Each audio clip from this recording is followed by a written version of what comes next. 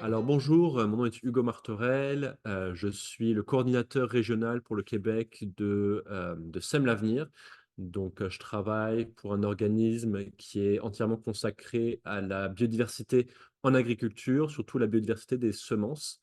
Donc on offre des formations pour les agriculteurs, des projets de recherche appliquée et des activités de réseautage et de partenariat dans le but en fait d'augmenter la diversité, la qualité et la quantité des semences qui sont produites au Québec. Aujourd'hui, je vais vous présenter une expérience d'échange de connaissances et de réseautage avec le réseau de semences au Pays Basque espagnol qui s'appelle la Red de Semillas Euskadi. Et donc, c'est un voyage qui s'est déroulé au courant de 10 jours en mi-décembre en 2023. Donc, cette présentation va faire en fait un survol de cette semaine d'échange et des thèmes, des thématiques qui sont ressortis de ce voyage. Avant de commencer, j'aimerais remercier les partenaires qui ont été impliqués dans ce projet-là. Donc, il y a eu le réseau de semences de SCADI, il y a eu bien sûr le ministère de la Francophonie et des Relations internationales via l'appel de projet entre le Québec et le Pays Basque. Pour commencer, ma narration, en fait, je suis pas parti au Pays Basque espagnol seul, je suis parti avec un collègue maraîcher et en fait deux collègues maraîchers, Jean-François Daoust et Sandra.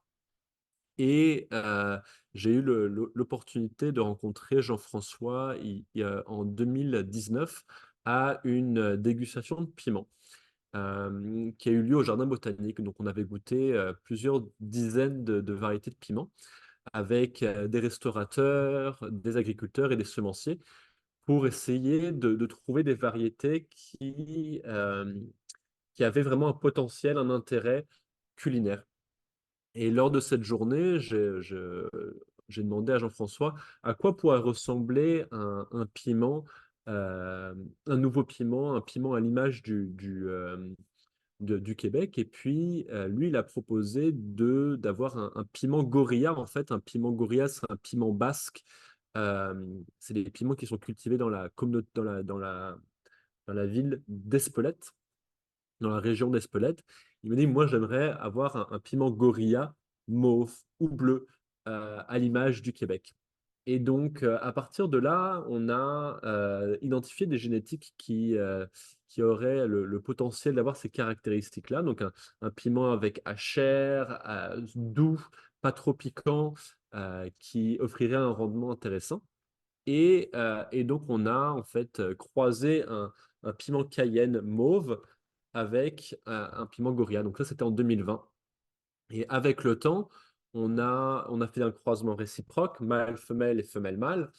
En 2021, on a cultivé 20 plants de chaque croisement. Et puis en 2022, on a cultivé 200 plants. Et l'idée finalement, c'était d'avoir un bassin génétique le plus large possible pour augmenter nos chances de trouver des spécimens comme le gorilla, mais mauve.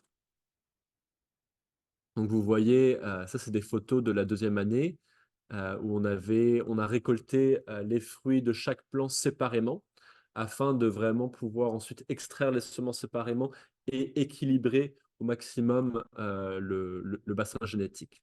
Plutôt finalement que d'avoir 50 semences d'un plant et deux ou trois semences du deuxième plant, on voulait vraiment avoir juste quatre ou cinq semences de chaque plant.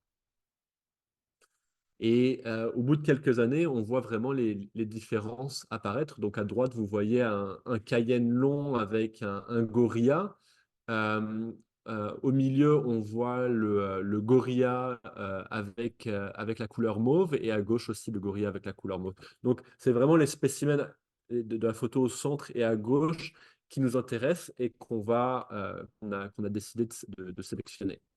L'originalité du projet, elle est vraiment venue en 2023. Donc, c'est là où le bassin génétique était le plus large possible. Et donc, on a envoyé des semences de 2022 sur 10 fermes au Québec. Donc l'idée, oui, c'était d'avoir un piment sélectionné au Québec, mais c'était surtout d'avoir un piment sélectionné dans différentes régions du Québec pour aller chercher le plus d'environnement pédoclimatique, le plus de diversité de sol euh, et de combiner ces caractéristiques épigénétiques, donc environnement et gènes et génétique, ensemble. Donc, on va faire ça encore pendant plusieurs années et jusqu'à ce qu'on arrive vraiment à stabiliser un plan bien garni avec des piments doux et mauves.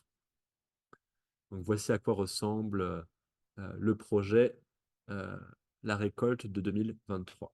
Donc, chaque femme avait récolté 4 ou 5 individus sur 100 ou 150. Ce que ça veut dire, c'est que comme on avait 10 fermes participantes, on avait 1000 à 1500 plantes partout au Québec en train d'être cultivées, ce qui augmentait nos chances en fait de trouver les spécimens les plus intéressants.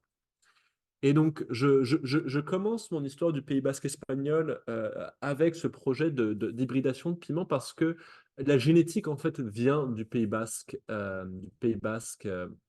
fait, français, de la région d'Espelette. Et c'était vraiment un rêve de Jean-François et moi d'aller dans cette région-là et de faire connaissance avec des artisans qui cultivent des piments de spécialité et de mieux comprendre l'histoire derrière le fameux piment d'Espelette. Donc, le Pays basque, en fait, c'est quoi? C'est une région, en fait, en rose, on voit vraiment la région administrative du Pays basque espagnol, mais en fait, le Pays basque, c'est beaucoup plus large.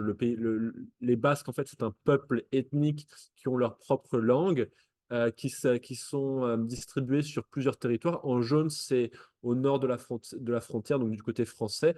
En vert, c'est la région de Navarre. Et en fait, lors de la dictature de Franco, ils ont divisé le Pays basque espagnol en deux, entre la Navarre et le Pays basque actuel, pour finalement euh, prévenir toute tentative autonomiste des Basques. Et donc pendant cette semaine d'échange, on était principalement situé à Vitoria-Gasteiz, donc qui est en fait la capitale administrative du Pays Basque. C'est aussi là où est le siège social du réseau de semences basque. Et donc, on a fait plusieurs journées finalement ou demi-journées dans les alentours de Vitoria-Gasteiz. Et on est aussi allé du côté de la frontière, de l'autre côté de la frontière française et près de Santander. Donc, notre première journée, en fait, elle a commencé à visiter un incubateur d'entreprises agroécologiques dans Vitoria-Gasteiz qui s'appelle Basaldea. Et cet incubateur-là, en fait, il y a des parcelles qui sont dédiées euh, au réseau de semences basque. Et ce qui a été, en fait, un des fils conducteurs derrière cette semaine, c'était l'importance de la biodiversité cultivée au niveau des arbres fruitiers. Donc, une grande partie de l'héritage agricole du Pays basque espagnol est vraiment se situe au niveau des pommes, au niveau des poires, au niveau des châtaignes, des noisetiers, des prunes. Et, euh, et, euh, et donc, les techniques, en fait, pour pouvoir introduire de la diversité sont très particulières quand on parle d'arboriculture. Nous, chez Sème l'Avenir, on travaille principalement dans les grandes cultures, les cultures céréalières, les cultures de légumineuses et les cultures maraîchères. Donc, moi, j'avais encore très peu de connaissances, très peu d'expérience au niveau des espèces arbustives et des espèces fruitières. Donc, ce qui est, pour introduire de la diversité, en fait, ce qu'ils font, c'est qu'ils vont aller chercher de la génétique dans les villages, dans les montagnes, dans les villages, dans presque dans les jardins des paysans ou des personnes âgées qui habitent en région. Et ils vont aller chercher des boutures. euh, donc ça, c'est une source de génétique. Et l'autre source de génétique, c'est les banques de gènes, on va dire, publiques.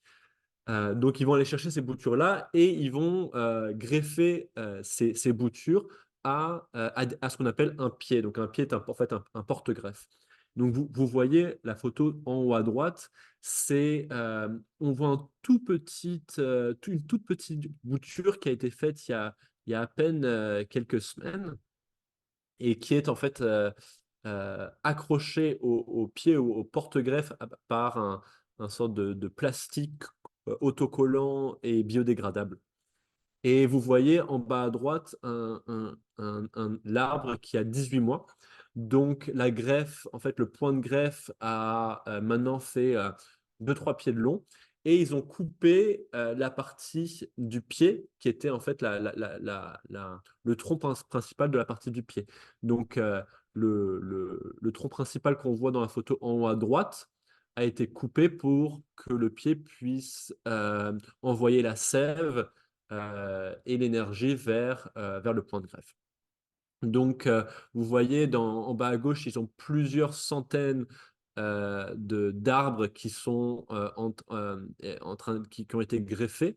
Et dans la même journée, on a vu des arbres avec des points de greffe de quelques semaines, de 18 mois. Et puis plus tard dans la journée, je vous montrerai des photos d'arbres de 5 ans, de 10 et de 15 ans. Ce que je pourrais aussi ajouter, c'est que euh, le, le réseau de semences n'utilise aucun pesticide et fongicide. Et puis, on sait que c'est très difficile en fait de faire de la production d'espèces fruitières, d'arbres, sans produits phytosanitaires. Donc, la façon dont ils fonctionnent, c'est qu'ils font des rotations dans leur pépinière. Donc, ils ont les pieds et les porte-greffes sont dans le sol pendant 2 ans. Et après, ils vont être donnés à un réseau de gardiens de semences, au réseau aux membres aux adhérents du réseau de semences pour la suite des choses. Donc, un arbre, en fait, un pied et reste 2 ans au sol. Il est ensuite donné et puis les prochaines parcelles de multiplication vont être à un autre endroit, à une autre parcelle, euh, dans le même, à proximité. Et ils vont seulement retourner à la parcelle d'origine après 8 ans. Donc en fait, c'est des rotations 2 ans, 8 ans, et après ils retournent à la parcelle d'origine. Ça permet vraiment de diminuer la présence des bio-agresseurs. Euh, donc ça, je pourrais en parler encore un peu plus longtemps sur leur technique sur leur technique de multiplication. Je dirais simplement qu'il y en a, ils ont fait des tests de multiplication avec des porte-greffes sur but. Et donc là, ça permet de densifier, de rapprocher les porte-greffes et les uns à côté des autres, presque en schéma de zigzag, et donc de densifier. Euh, Sauf que quand c'est sur but, ça demande plus de travail de sol. Ça prend moins d'espace, on peut augmenter la densité, mais ça prend plus de travail de sol. Alors que le faire de façon linéaire à même le sol, ça demande moins de travail de sol, mais ça augmente, ça demande plus de superficie. Considérant que eux, ils n'ont pas vraiment de problème d'espace par rapport à la taille de leur pépinière et de leur parcelle de multiplication, ils peuvent y aller juste en linéaire ils préfèrent cette technique-là. Voici quelques photos, puis vous voyez le, le, le monsieur avec la capuche, c'est Josepa, donc lui c'est vraiment le directeur, le président, et puis notre animateur, l'animateur du réseau de semences du Pays Basque. Plus tard dans cette journée, on a visité une école en fait à côté de l'incubateur et, et on voit une des animatrices en train de planter un arbre je pense, de 3 ou 4 ans avec même plus, peut-être 5 ans, avec des écoliers. Et on a un autre des fils conducteurs de cette semaine, c'était vraiment l'implication du réseau de semences avec des partenaires, on va dire, éducatifs, communautaires. Donc vraiment, ils ont un mandat important en termes de sensibilisation du public et d'éducation. Donc, ça, chez Sème l'Avenir, on travaille principalement avec des professionnels, avec des agriculteurs, avec des fermes. Semences du patrimoine, on travaille principalement avec des jardiniers individuels, mais on travaille pas, on travaille peu avec des écoles ou des organismes communautaires ou même des municipalités. Et donc là, en haut à gauche, on voit vraiment les intervenants en milieu scolaire, où en fait, ils plantent des variétés de pommes indigènes à la région qui ont une valeur patrimoniale. Et en fait, ils utilisent ça comme un vecteur d'éducation des enfants. Puis en haut à droite, on allait rencontrer du personnel d'une municipalité qui priorise beaucoup l'agroécologie. Et donc, la municipalité ont profité de terrains municipaux, donc de terrains publics, pour planter des vergers à partir de la génétique autochtone, de la génétique de vieilles variétés en fait traditionnelles basques. Euh, c'est ça, on a aussi pu visiter des parcelles d'un agriculteur dans cette même municipalité qui faisait des petits fruits, des ronces. Et en fait, tout ça, c'est des plantes qui sont des plantes vivaces et donc qui ont vraiment des avantages sur le plan de la conservation des sols et sur le plan de la biodiversité. J'ajouterais que la photo en haut à droite, elle est prise devant une école, une cafétéria pour les enfants. Puis, ce qu'ils font avec la récolte, en fait, des pommes et des fruits, c'est qu'ils font des jus de fruits euh, sans agent de conservation, sans additifs. Donc, des jus de fruits 100% naturels qui sont en fait consommés, qui sont transformés dans des ateliers de transformation collective. Donc, c'est un agriculteur qui dispose de petites installations de transformation de jus de fruits. Donc, d'abord pour enlever la pulpe, puis ensuite pour faire le jus de fruits. Et c'est embouteillé, puis c'est envoyé dans les cafétérias des enfants pour leur collation.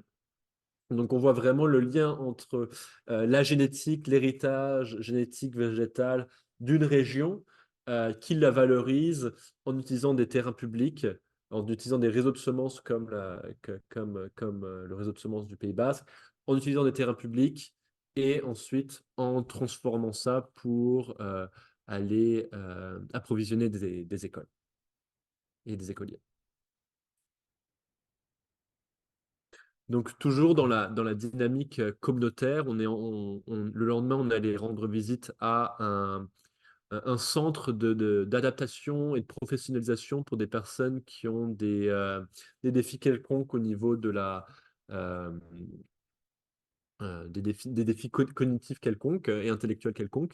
Puis, donc, c'est vraiment un espace éducatif, un espace d'insertion professionnelle et on voit qu'ils avaient des petites installations, des petites serres, et en fait, ils intègrent la biodiversité cultivée dans leur programme éducatif. Donc, on a rencontré un des animateurs qui nous a partagé avec nous des semences de céréales, en fait, des semences de seigle qui viennent de la Galice et qui ont été cultivées et reproduites pendant 400 ans dans cette région-là et il nous montre une petite batteuse pour en fait nettoyer une batteuse ancienne, comme on en fait encore très peu, qu'on ne fait plus aujourd'hui et qui sont peut-être disponibles chez des collectionneurs ou dans des encans. Là, c'est intéressant de voir ce type d'équipement, en particulier pour les céréales.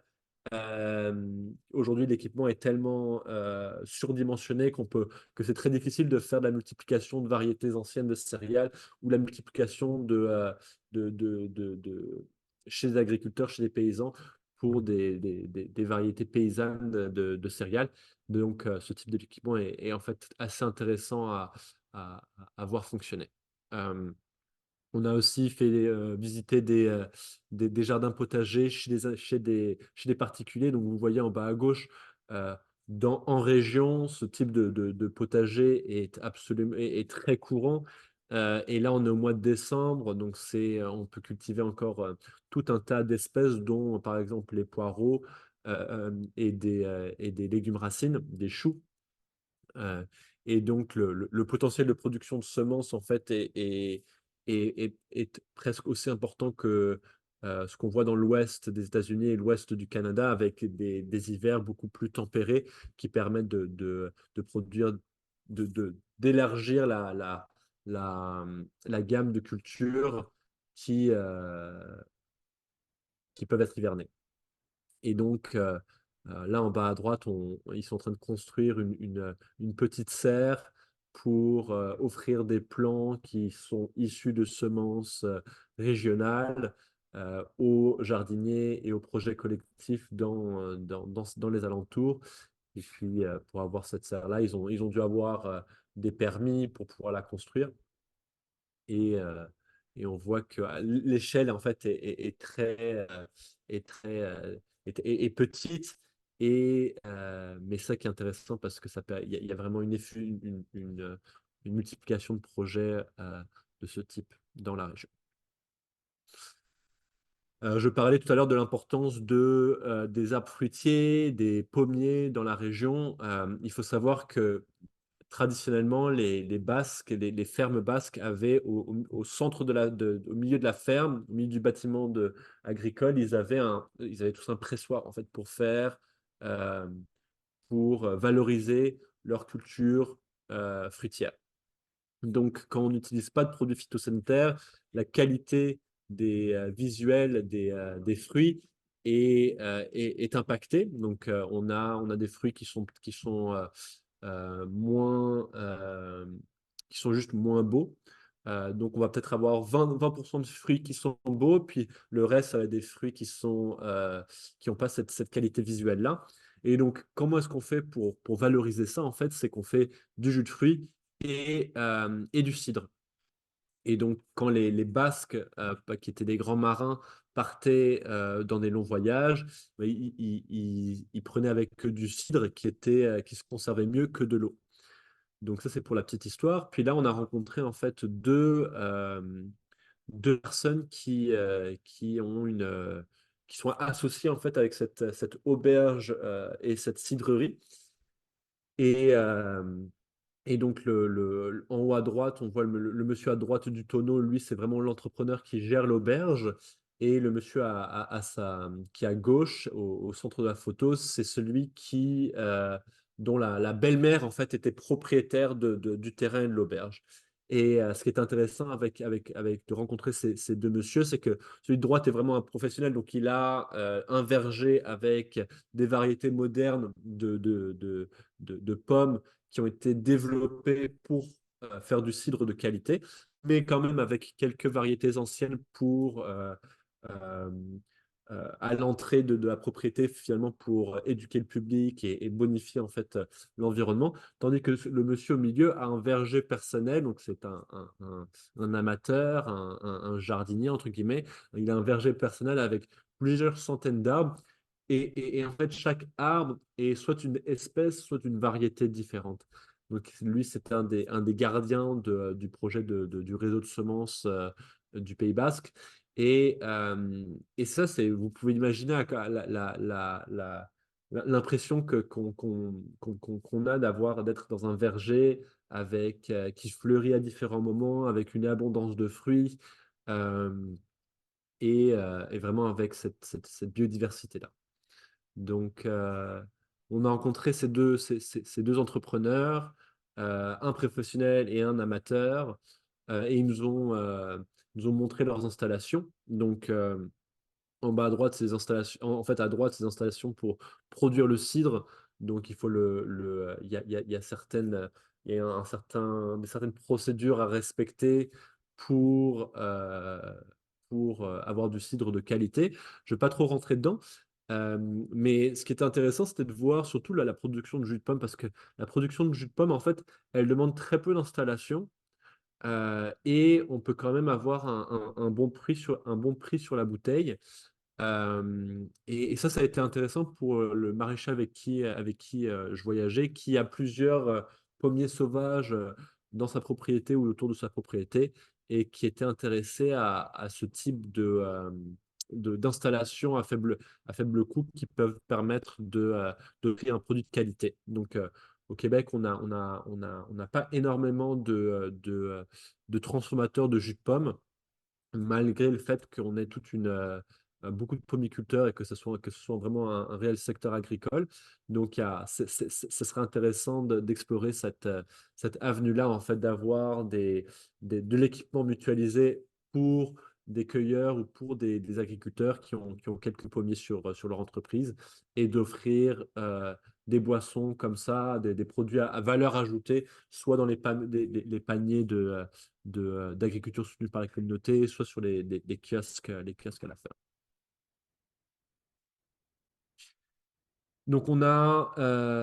J'ai parlé quand même pas mal d'agroforesterie, d'arbres fruitiers, et là je voulais parler d'une rencontre qu'on a faite avec un agriculteur. Donc ça, c'est un agriculteur de ce qu'on appelle en fait un professionnel, mais vraiment un agriculteur qui est de grande culture. Donc, un agriculteur de grande culture, c'est un producteur qui va faire des céréales, des légumineuses. Au Québec, c'est un producteur qui fait du maïs, des céréales à paille, comme du blé et du soja. Donc, ce qui est un des éléments importants pour un producteur de grande culture, c'est les rotations et de protéger ses sols, de couvrir ses sols à l'hiver, d'avoir des engrais verts, d'éviter d'aller sur le terrain avec un tracteur quand le sol est engorgé d'eau parce que ça peut le compacter. Donc, ce monsieur-là avait vraiment toute une panoplie de techniques agricoles euh, augmenter pour conserver ses sols. Et ce qui est intéressant, c'est que donc c'est une entreprise de 30 hectares, euh, c'est il avait vraiment intégré la biodiversité des semences dans son modèle d'entreprise. Donc, vous voyez le type de maïs qu'il cultive, c'est vraiment des maïs à pollinisation libre. Les haricots noirs, c'est des haricots qui sont issus de villages voisins. Et puis, euh, et puis moi, ce que j'ai trouvé le plus intéressant, en fait, c'était que ce producteur de céréales était aussi un producteur de semences de pommes de terre. Donc, pour ceux qui ne savent pas, la production de semences de pommes de terre est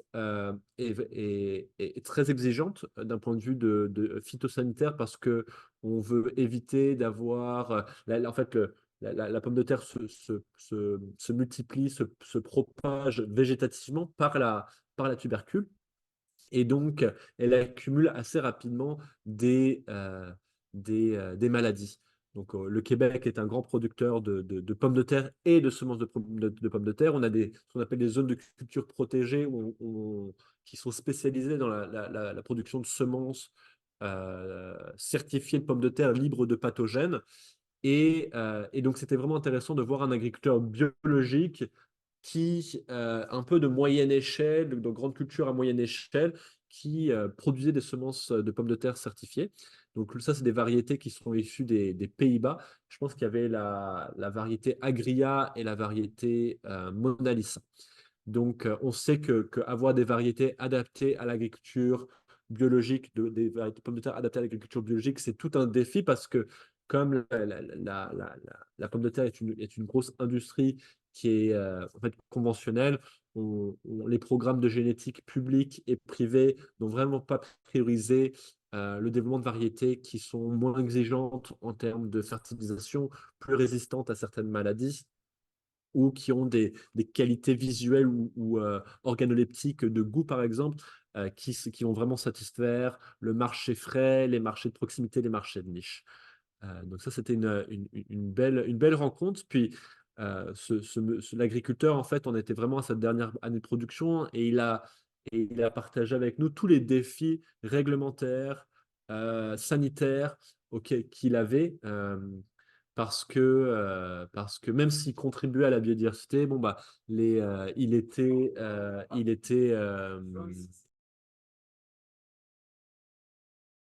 euh, même s'il était un producteur agroécologique qui contribuait énormément à la biodiversité, il avait et qu'il était qu'il n'était pas finalement il n'avait pas une très grande production. Je pense qu'il faisait 4 ou 5 hectares seulement de semences de pommes de terre.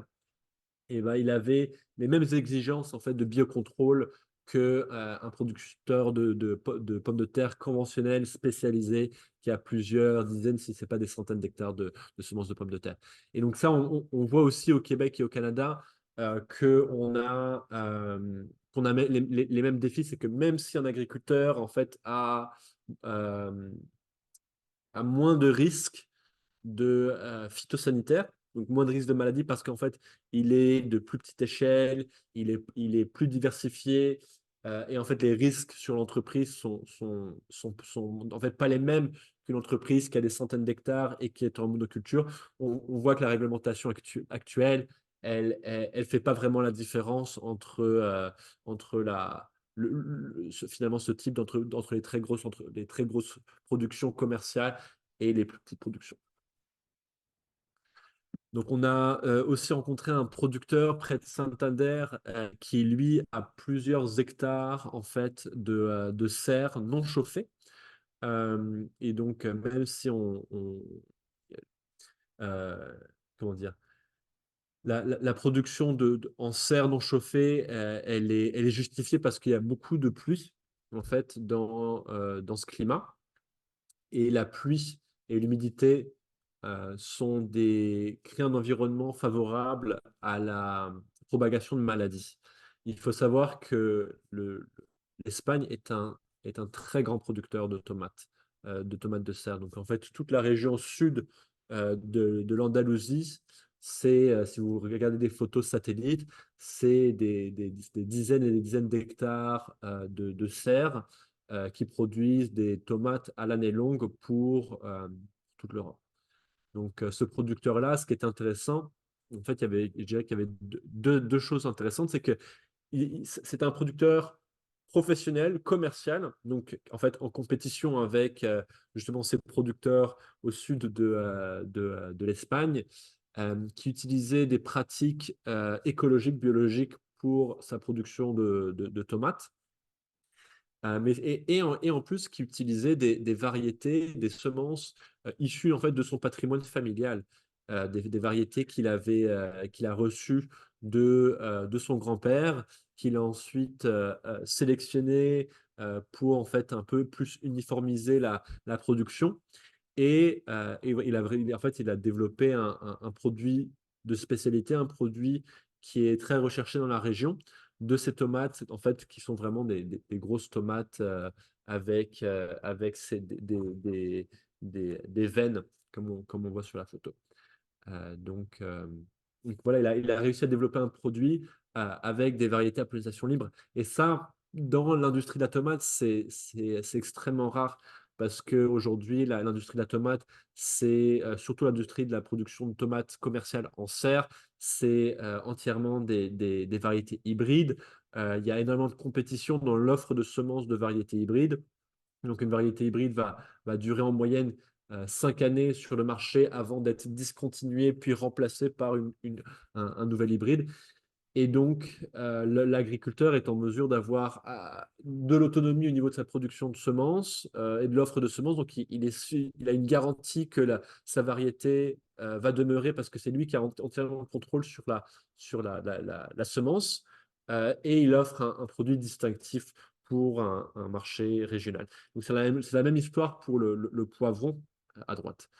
Je dirais que l'autre aspect qui était très intéressant avec cette entreprise-là, et puis c'est que, et puis on le voit dans les photos à droite, en fait en bas à droite, c'est que c'est, il a en fait deux complexes d'installation de serre, des nouvelles de 5 hectares et des anciennes, et puis son ancien complexe de serre ou son complexe de serre qui était un peu plus vieux et donc peut-être qui avait c'est-à-dire que le soleil ne passe pas aussi bien dans le plastique. Les structures sont peut-être un peu moins solides. Euh, Plutôt que en fait de détruire ce complexe de serre-là, il a fait un appel à la communauté pour que des jardiniers individuels puissent installer des potagers de petite surface, en fait. Donc, c'est comme un sorte de jardin communautaire sur des installations privées en sous-abri. Et ce qu'il expliquait, c'était que c'était, lui, il offre ces parcelles de terre à des individus pour une somme fixe mensuelle. Euh, et il offre un atelier par semaine, donc tous les vendredis soirs, il offre un atelier aux jardiniers. Et ce qu'il m'expliquait, c'était que c'était plus rentable de faire de la location à des jardiniers et des ateliers à des jardiniers que de faire de la production de tomates sous commerciale. Donc ça explique vraiment à quel point, à quel point il y a de la compétition sur le plan commercial et à quel point il y a de la demande en fait sur le plan, on va dire, plus social. Et voilà, pour terminer un peu cette présentation, je voulais parler de notre expérience avec plus sur l'aspect des piments. Donc, on a vraiment, en fait, le piment est une culture qui a été domestiquée en Amérique centrale, au Mexique, et c'est vraiment, qui s'est vraiment diffusée autour du monde, donc en fait dans les Caraïbes, dans le sud de l'Europe, en Afrique, en Asie, tous ces pays et ces cultures-là ont adapté le piment à leur habitude alimentaire, que ce soit comme épice ou comme condiment ou comme légume et même comme médecine, comme médicament.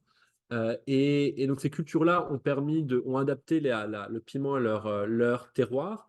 Et c'est pour ça qu'on a aujourd'hui une diversité énorme en fait dans les phénotypes, dans le type de piment qui sont cultivés des piments doux à des piments très piquants, des piments de tailles différentes, de couleurs différentes, mais surtout qui sont préparés et utilisés de façon différente. Et ce qui était intéressant dans le Pays basque espagnol, c'est que chaque ferme, en fait, a ses propres sélections de piments qui sont à pollinisation libre, qui sont reproduits de génération en génération. Donc, on avait principalement trois types de piments qui sont cultivés au Pays Basque. On a les piments les plus populaires sont les piments chorizo. Donc, le chorizo, en fait, on connaît le chorizo comme consommateur parce que le chorizo est en fait du saucisson, un saucisson rouge avec une saveur particulière ou des saucisses. Et en fait, le mot chorizo vient pas de la viande, vient du piment qui donne la coloration à la viande. Et donc, le chorizo est séché, comme on le voit, à la fenêtre. Puis après, il est rehumidifié pour être mélangé avec la viande. On a aussi ce qu'on voit en bas à gauche, là, on a les piments qui sont allongés. On appelle ça des guindillos, des piparaques. Donc, il y a plusieurs noms hein, pour un même piment. Parfois, c'est juste le nom d'une localité ou le nom d'une ferme. Mais ça, c'est guindillos, piparaques, c'est vraiment, on va dire, le nom un peu plus général. Ces piments-là, ils sont préparés dans de la saumure. Et donc, il y a un petit goût de vinaigre et ils sont ajoutés au tapas basque, donc, qui fait vraiment partie de la culture culinaire basque.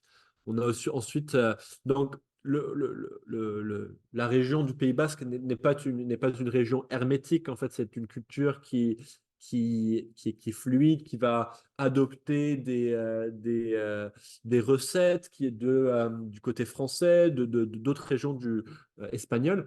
Donc, on voit en Navarre, donc comme je disais tout à l'heure, là, il y a une grande partie de Navarre est en fait euh, fait partie à une culture basque. On a ce qu'on appelle les piquillos de Navarre, en fait, qui sont des petits piments rouges qui sont farcis, en fait. Donc, ils sont servis comme tapas avec ils sont vidés, ils sont cuits, vidés, puis on met une farce dedans. Puis pour Jean-François et moi, notre piment préféré qu'on apprécie le plus, ce qu'on voit en bas à droite, c'est ce qu'on appelle les piments de Padron. Donc, Padron, en fait, est une euh, municipalité, un village en Galice, donc vraiment dans le nord-ouest de l'Espagne. Ce sont des piments qui sont cuits à la poêle et avec du gros sel. Donc, vous voyez un peu les différentes préparations, que ce soit au niveau de la viande, des tapas, des saumures, de la préparation à la poêle, de différentes variétés de piments. J'ai, je vais terminer en parlant un peu de ce qu'on appelle les appellations d'origine protégée. Donc, dans le Pays Basque, il y a des appellations d'origine protégée pour le piment de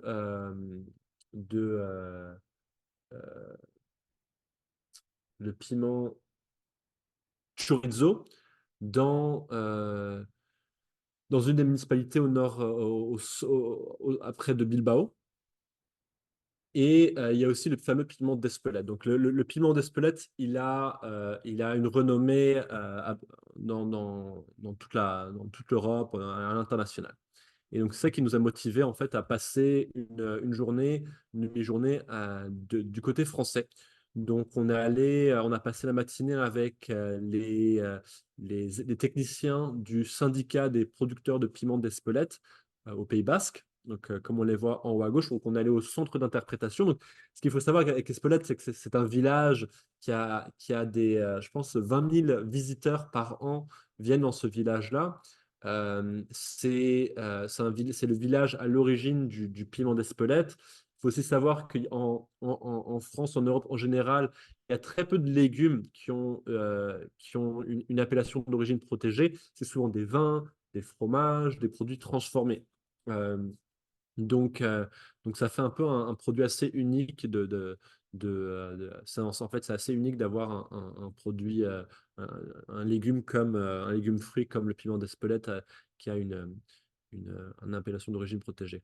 Ce que je peux te dire de cette visite-là, c'est que ils nous ont vraiment parlé, en fait, le syndicat nous a vraiment parlé du travail des producteurs. Donc, à l'origine, ils étaient 20, maintenant ils sont 200, mais du travail que les producteurs ont fait pour établir un cahier des charges et assurer une qualité de la production de piment d'Espelette. Donc, le piment d'Espelette, il est à 90% valorisé en poudre. Donc, c'est la poudre de piment d'Espelette qui est vraiment le produit final.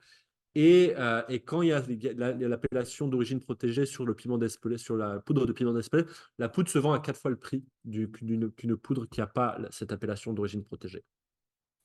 Et donc, le cahier des charges est en fait assez complexe ou du moins systématique. C'est-à-dire, ça va déterminer l'emplacement de où est-ce qu'un piment peut être cultivé. Donc, il peut être cultivé dans 10 communes dans le sud-ouest, dans le Pays basque français. En fait, qui sont des communes qui ont la même caractéristique pédoclimatique, donc qui sont dans une vallée.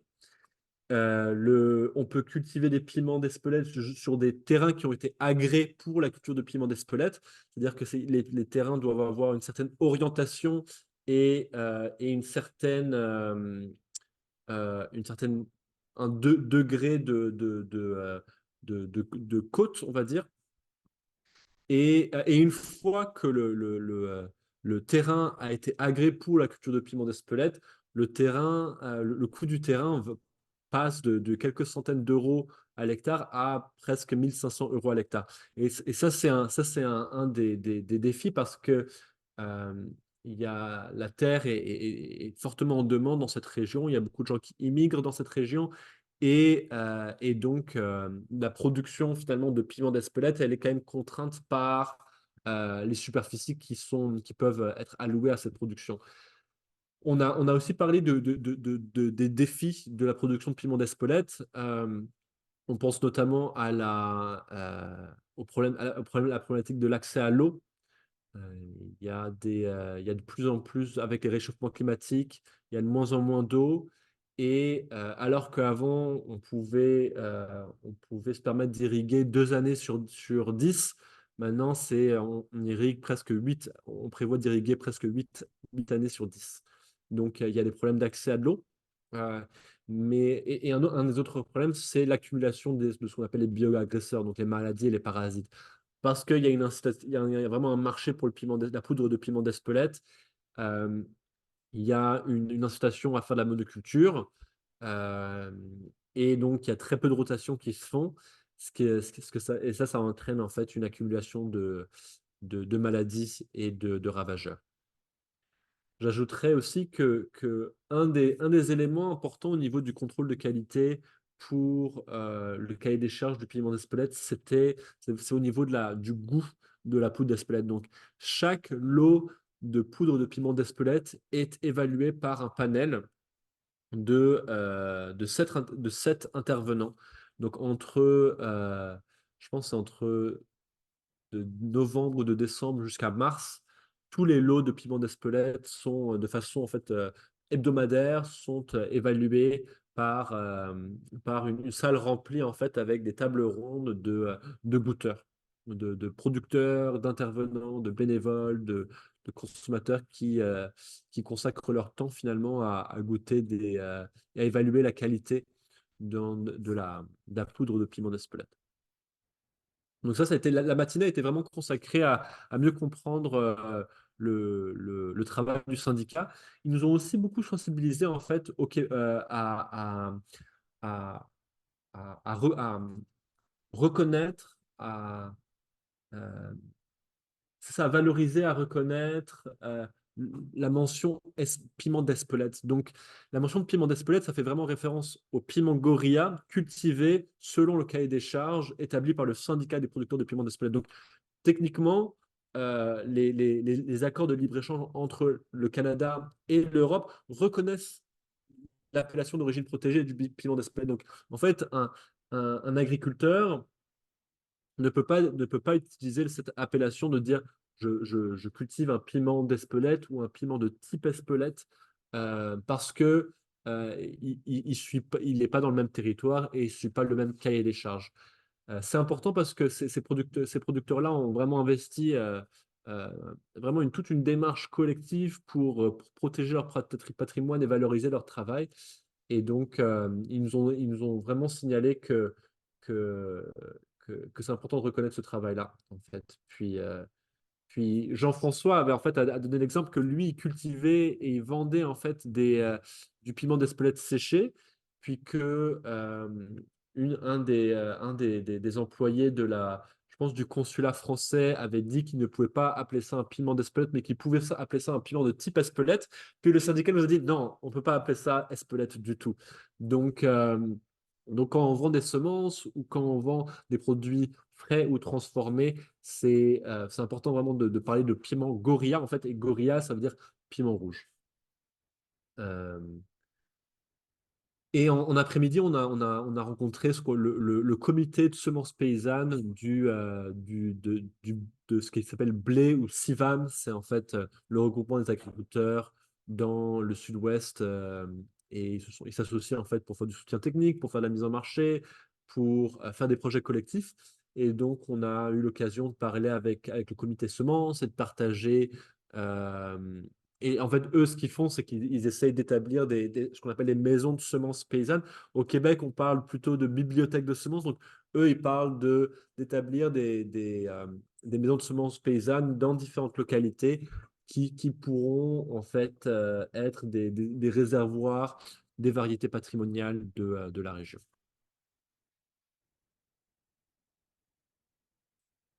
C'est ça, je terminerai en fait par parler un peu plus du réseau de semences du Pays Basque. Donc, on a eu l'occasion avec Josepa et plusieurs collègues de partager nos pratiques respectives, nos modalités de fonctionnement et partager des semences aussi. Et donc, on a en haut la collègue qui s'appelle Victoriane, qui est en fait qui a un doctorat en ethnobotanie, en recherche ethnobotanique. Elle vient d'Argentine et en fait, elle nous a présenté sa démarche. C'est-à-dire que pour trouver des variétés au Pays Basque, pour en faire une sorte d'inventaire, pour comprendre c'est quoi l'ampleur de la biodiversité du matériel de génétique et végétale dans leur région, ils ont utilisé une méthode en fait de recherche ethnographique, de recherche qualitative, en fait de faire des entretiens avec des personnes âgées, des agriculteurs, des paysans dans les régions périphériques et dans les villages du Pays Basque. Et ce qu'ils ont fait, c'est qu'ils ne sont pas seulement intéressés à faire des inventaires, des variétés, ils veulent vraiment essayer de documenter le savoir traditionnel associé avec la sélection, avec la production maraîchère ou la production arboricole ou céréalière et l'utilisation finale, donc l'utilisation en cuisine et la transformation alimentaire. Et c'est ce savoir traditionnel-là, en fait, sur lequel ils mettent l'accent plutôt que sur les variétés. Et donc, ils ont toute une démarche en fait de éthique associée avec cette recherche ethnobotanique. Donc, ils vont demander le consentement à la personne avec qui ils s'entretiennent. Ils vont en fait rendre explicite où est-ce que l'information, où est-ce que l'enregistrement comment est-ce qu'il va être disponible, par exemple, aux petits-fils ou aux petits-enfants de la personne qui a été l'objet de l'entretien ou le sujet de l'entretien. Et ils ont aussi développé un sort de code éthique pour le réseau de semences du Pays Basque avec les responsabilités des adhérents, les responsabilités des gardiens de semences. Et donc ça, on n'a pas du tout cette modalité de fonctionnement au Québec ou au Canada. Donc, c'était vraiment intéressant de vraiment voir le travail, la réflexion qui a été mise sur le rôle des parties prenantes, en fait, des partenaires et des adhérents individuels. Ce qui a été intéressant aussi de voir avec le réseau de semences du Pays Basque, c'est que leurs locaux sont situés au Jardin botanique de Vitoria. Donc, encore une fois, on en parlait tout à l'heure de l'incubateur d'entreprises agroécologiques.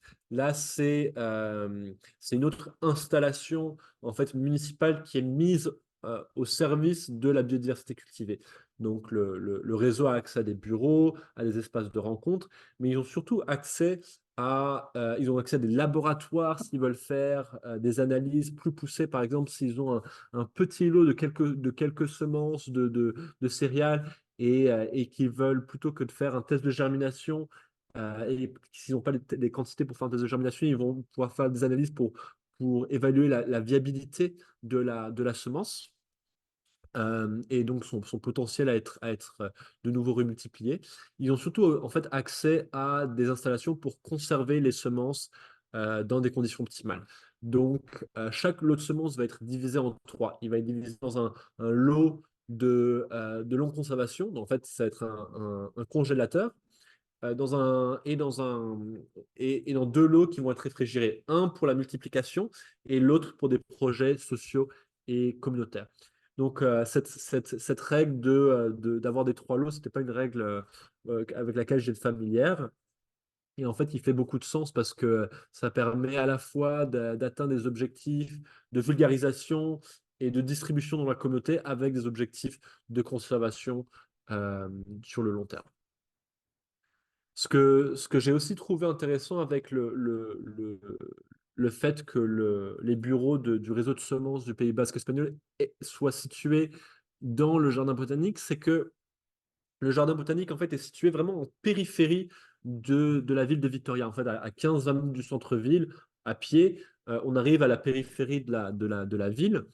Et il y a vraiment une ceinture verte qui protège la ville de Vitoria. Donc, c'est possible de faire en fait 70 km en vélo autour de la ville sur des pistes cyclables en zone verte. Et ce qui est important avec ça, c'est que, bah, oui, effectivement, la zone verte, ça permet de protéger les terres agricoles euh, de l'urbanisation et c'est quelques photos en fait du bureau du réseau de semences du Pays Basque avec plein de semences différentes, de semences d'oignons, de courges, etc. Mais ça, ce que je voulais montrer, c'était que là, il y a vraiment une ceinture verte autour de la ville de Vitoria. Et donc, vous voyez en haut à droite, je suis à l'extérieur du jardin botanique. En bas à gauche, je suis en haut de la colline avec une vue sur la ville. Et après, je me tourne et là, en fait, on voit que c'est là, c'est les espaces verts et c'est la nature, quoi. Et ce qui est intéressant avec ça, c'est qu'on fait vraiment le lien entre la biodiversité génétique végétale, donc avec le réseau de semences situé dans les locaux du jardin botanique, avec, euh, avec la biodiversité fonctionnelle des espaces verts. Donc les jardins botaniques sont surtout intéressés, ont surtout un mandat par rapport aux espèces végétales sauvages. Et donc c'est très complémentaire avec le travail qui est fait par le réseau de semences qui travaille sur les espèces agricoles, donc les espèces, la biodiversité cultivée. Mais on sait aussi que une des causes principales de la perte de biodiversité, de la faune et de la flore à l'état sauvage, c'est l'urbanisation. Et donc le fait de protéger les terres agricoles et de protéger les espaces verts de l'urbanisation, en fait, est la stratégie pour diminuer la perte de la biodiversité. Donc c'était vraiment une façon assez élégante de mettre au diapason la biodiversité végétale génétique, cultivée, sauvage, et puis la protection de la biodiversité, de la faune et de la flore à l'état sauvage. Je pense que ça fait le tour. Merci de votre attention. J'espère que cette présentation, elle a vraiment, elle vous a intéressé sur l'expérience du réseau de semences au Pays Basque. Puis, je vous remercie de votre écoute et n'hésitez pas à rentrer en contact avec nous si vous êtes intéressé à avoir accès à des semences ou si vous êtes intéressé à poursuivre des discussions sur certains fils conducteurs que j'ai partagés, que ce soit au niveau de l'agroforesterie, des pépinières, au niveau de des piments, de la culture du piment, de la production de semences à la ferme et des fonctionnalités, du fonctionnement du réseau de semences du Pays Basque espagnol. J'aimerais encore une fois remercier nos homologues au Pays Basque et puis évidemment le ministère de la Francophonie et des Relations internationales pour avoir rendu ce voyage possible, ainsi qu'à mes collègues Sandra et Jean-François pour m'avoir accompagné dans ce voyage.